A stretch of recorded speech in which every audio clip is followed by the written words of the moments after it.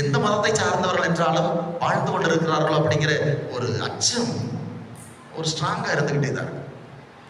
நேர்மையற்ற செல்வத்தை கொண்டு நீங்கள் புண்ணியத்தை சம்பாதித்துக் கொள்ளுங்கள், அல்லது நேர்மையற்ற செல்வத்தை கொண்டு நீங்கள் நண்பர்களை தேடிக்கொள்ளுங்கள், அல்லது நேர்மையற்ற செல்வத்தை கொண்டு நீங்கள் நிலைவாழ்வை தேடிக்கொள்ளுங்கள் அப்படிங்கிறத இன்றைக்கு இப்படித்தான் பல நேரத்தில் தவறாக புரிந்து வைத்திருக்கிறோம். நாம மட்டும் கிடையாது, எல்லா மதத்தில் இருப்பவர்கள். இன்னைக்கு உலகத்திலே, அதுவும் இந்தியாவிலே மிகப்பெரிய பணக்கார கடவுள் யாரு? யாரு? இந்தியாவிலே வெங்கடாச்சலபதி. அப்படிதானே? திருப்பதி வெங்கடாச்சலபதி. எப்படி பணக்கார கடவுளா இருக்கிறார்? கொண்டு கொட்டிக்கிட்டே இருக்கிறார், கொட்டிக்கிட்டே இருக்கிறார்.